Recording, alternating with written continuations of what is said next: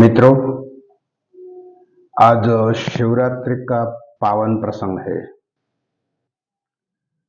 शिव के साथ मुलाकात करने का आज विशेष दिन हम कह सकते हैं।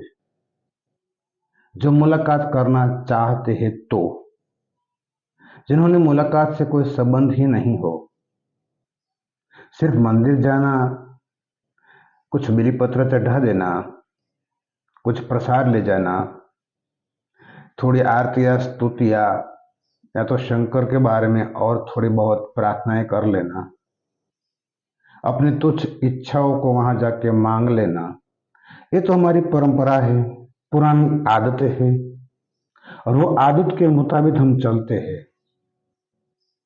उनसे शिवरात्रि का कोई हार सिद्ध नहीं होता है। शिवरात्रि का हार तो यही होता है कि शिव के साथ हम एकाकार हो जाए, हम बच्चे ही नहीं, समर्पित हो जाए, मन कर्म और वचन से उनके हो जाए। ये जो बिली पत्र है, 3 पत्ती है, उनमें 3 पत्ती यही कहती है कि मन कर्म वचन से तुम उनके हो जाओ। ये तो सिर्फ रूपक है बाहर का, भीतर सौंपना है उनको। लेकिन हम रूपक को पकड़ लेते हैं, भीतर की यात्रा नहीं करते हैं। एक बार भीतर गया तो शिव तत्व अपने भीतर प्रकट हो जाएगा। फिर मंदिर में जाओ न जाओ आपकी मर्जी।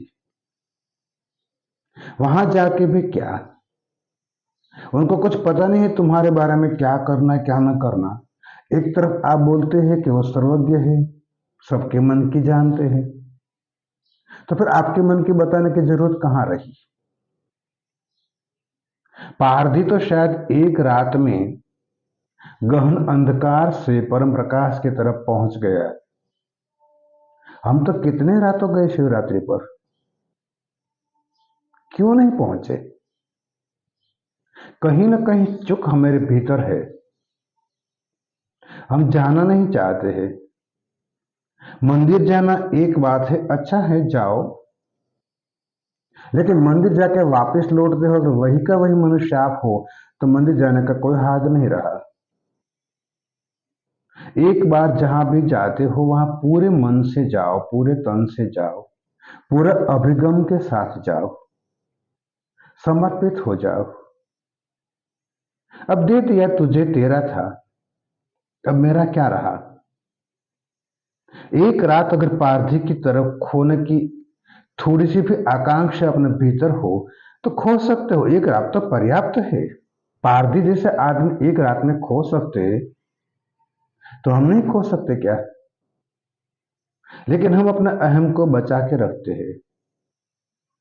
कहते हैं मंदिर जाके प्रभु सब तेरा है, मन कर्म वचन सब तेरे को दे दिया, अभी मंदिर के बाहर नहीं आया, फिर वही सब अपना हो गया। ये कहाँ की समर्पितता है। एक बार सौंप दिया सो सौंप दिया, फिर क्या अपना रहा। मन बुद्धि विचार जो भी था उनका था, उनको सौंप दिया। अब वो जैसे नाचना चाहे ऐसे नाच लो, कठपुतली बन जाओ उनकी। अपनी कोई निजी आकांक्षा खड़ी मत करो। आप भी पारधी की तरह एक ही रात में जाग सकते हो, अपने भीतर शिव को प्रकट कर सकते हो। फिर मंदिर जाओ न जाओ कोई फर्क नहीं पड़ेगा। आपकी कोई मांग ही नहीं रही, आपके माध्यम से ही शिव करना काम करना शुरू करेगा, आपको ही वो चुनेगा। अन्यथा समर्पित क्या है। अभी गया सब भगवान तेरा, मेरा घर परिवार, मेरी मन इंद्रिया बुद्धि ज्ञानेन्द्रिय जो भी है मेरे पास है सब तेरा है। कर्मेंद्रिय है, अहंकार है, मन है, बुद्धि है, सब तुझे समर्पित कर दिया। मंदिर से बाहर आया फिर सब ले लिया। ये कोई समर्पित भाव हुआ। एक बार दान दे देते हैं तो धन की तरफ भी हम नहीं देखते हैं। जब दे दिया तो दे दिया। तो एक बार परमात्मा को हमने समर्पित कर दिया, फिर वापस लौटा लेना, ये कहाँ की समर्पितता है। एक बार ठीक से पारधी की तरह समर्पित हो जा, फिर बिली पत्र की जरूरत नहीं पड़ेगी। चढ़ाना तो अपने अहंकार को है, अपना मन को है, अपना बुद्धि को है, अपने विचार को है, उसके चरणों में समर्पित कर दो। ऐसा भी तुम्हारा था क्या, उनका तो था। जो भी कुछ तुम्हें मन बुद्धि विचार शक्ति दी है सब उनकी तरफ से तो प्रसाद में रूप में आई है। और प्रसाद को तुम अपना मान लो और वही प्रसाद को फिर परमात्मा का के जाके देना भी चाहते हो कि सब प्रभु तेरा है, तूने तो दिया है।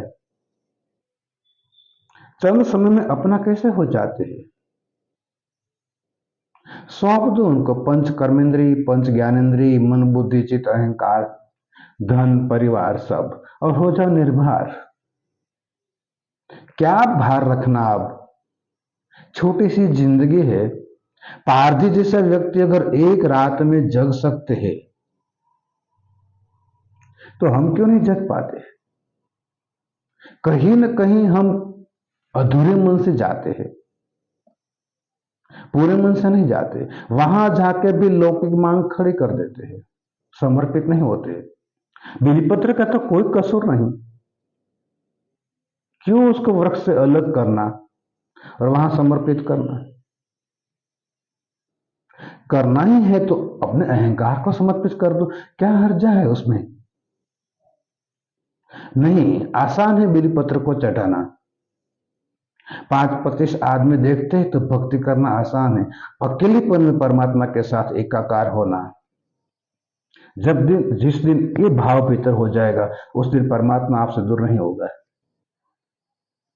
आपके भीतर हो आ जाएगा।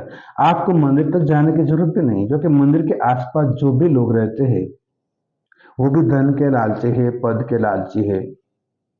पूजा करने वाले लोग की भी यही हालत है, उनको भी शंकर से क्या लेना देना। ध्यान तो दान पेटी के ऊपर ही होता है।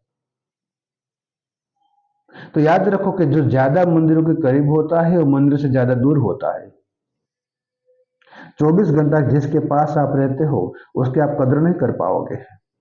कोई भी महानुभाव आपके पास 24 घंटे रहे, आप उसकी कदर नहीं कर पाओगे। तो जो पुजारी पंडित परमात्मा के दावा करते हैं वो लोग परमात्मा से दूर रहते हैं। परमात्मा के प्रतिमाओं के पास तो रह जाएगा लेकिन परमात्मा से दूर चला जाएगा। परमात्मा की प्रतिमाओं को नहलाएगा, धोलेगा, वस्त्र परिधान करेगा, वो एक बात है, वो सब बाह्य आडंबर है। परमात्मा को तुम वस्त्र पहनाओगे, तुम्हारी स्तुतियों से परमात्मा खुश हो जाएगा। क्या तुम शब्द दे दोगे उसको तो वो खुश हो जाए? वो तो आनंद रूप है, वो तो खुशमय है। तुम्हारी खुशी अगर तुम पाना चाहते हो तो उनके पास जाओ। पानी तो शीतल है, तुम जाओ तो पानी का आस्वाद ले सकते हो, नहीं जाओ तो तुम्हारी तुम जानो। लेकिन पानी के पास जाकर भी तुम वही गंदगी, गंगा में नहाते हो तो वही गंदगी फैलाते हो। तो मन रूपी गंगा को लेके चले जाओ शंकर के पास, उनकी जटा में से तो निकलती ही है पावन, तो मेरी जटा में से क्यों नहीं निकले? ये शिखा है वही तो है, जो मेरे सिर के ऊपर शिखा है वहीं से तो हम परमात्मा तक पहुंचने की एक रास्ता है। शिखा से हम सीधा पहुंच सकते हैं, वहां ब्रह्मरंध्र कहा जाता है, 7वां केंद्र, योग विज्ञान के माध्यम से वहीं से हम पहुंच सकते हैं। शंकर की जटा से जो गंगा निकलती है तो हमारे भीतर से फिर ज्ञान की गंगा निकल पाती है। अगर शंकर हमारे भीतर प्रविष्ट हो जाए तो समर्पित हो जाओ, तुम्हारा कुछ बचे नहीं, सब कुछ सौंप दो। सौंपने के बाद फिर अपना नहीं होना चाहिए। किसी को कोई चीज दे दी फिर अगर अपना है भाव रहा तो सौंप ही कहां। एक मित्र मेरे पास आया, मैंने उसको कोई चीज दे दी। अब 10-15 आदमी को मैं कहता हूं कि मैंने ये दे दिया, मैंने वो दे दिया, तो दिया कहां? मेरी खोपड़ी में तो अभी बना है। दे दिया तो बात खत्म हो गई, फिर याद भी क्या रखना मैंने दिया था नहीं दिया था। अब वो व्यक्ति क्या करे उनके वो जाने, मुझे क्या लेना देना। जैसे हम कोई परमात्मा के पास मंदिरों की प्रतिमाओं के पास जाते हैं, कुछ मन्नत मांगते हैं और मन्नत के मुताबिक कुछ हो जाता है तो परमात्मा थोड़े पूछते तुमने उसका क्या किया क्या नहीं किया। तुम जानो, अच्छे तरह के उपयोग लो तो ठीक है, बुरे उपयोग लो तो ठीक है, उपयोग न लो तो भी ठीक है, मांगो तो ठीक है, नहीं मांगो तो ठीक है। मांगने की मुंह से परमात्मा तुम्हारे पास खड़े नहीं रह सकते। समर्पित हो जाओ, एक बात सौंप दो, तेरा था तुझको दे दिया, अब मेरा क्या रहा। सौंपने के बाद बाहर आने के बाद फिर मेरा बन जाए तो सौंपा नहीं है। सौंपने के बाद सब उसका हो गया, अब वापस मैं अपना नहीं ले सकता हूं, तो जैसे ना चाहेगा वैसे ना चलूंगा। एक एक बात, कुछ भी करने से पहले तेरा अनुमोदन लूंगा, ये सही है ये गलत है, तू ही मेरा पथ प्रदर्शक बन। कहीं चुप तो नहीं चाहता हूं, कहीं तुझे भूल तो नहीं चाहता हूं। धीमे धीमे आदत बांटते जाओ, वही तुम्हारा पथ प्रदर्शक बनेगा। एक एक बात, छोटी सी बात भी हो, कुछ बोलना भी हो तो भी अनुमोदन ले लो कि मैं बोलूं तो सहयोग देगा ना। अब गलत है कि सही है तू निर्णय करना, तेरी आज्ञा लेकर बोल रहा हूं, मैं नहीं बोलता, तू बुलवा रहा है, तू कुछ करवा रहा है, तू कुछ सोचवा रहा है मेरे द्वारा। तूने मुझे माध्यम बना है, तूने मुझे चुना है, अब क्या मांगू। बस एक एक बात के लिए उसके पास परवानगी ले लो, परमिशन ले लो, मैं ये करूं न करूं, न करूं करूं। जिस दिन तुम एक भाव पैदा कर दो कि एक एक घटना के लिए कुछ भी करना है तो पहले परमात्मा की परमिशन लो, आज्ञा लो, ये उचित है अनुचित है वही बताएगा। अन्यथा शिवरात्रि तो कितनी आपने गंवाई, कुछ भी नहीं पाया। शिव तत्व तो अपने भीतर अगर प्रकट करना हो तो शिव को पूर्ण समर्पित हो जाओ, फिर आप और शिव के बीच में कोई नहीं आएगा। आप ऐसा समर्पित हो जाओ कि एक एक बात के लिए उसकी परमिशन ले लो, फिर वो जैसे नाचना चाहे ऐसा नाच लो, अपना जीवन ऐसे शिवमय बनाओ। यही अपेक्षा के साथ आपसे विदा लेता हूं।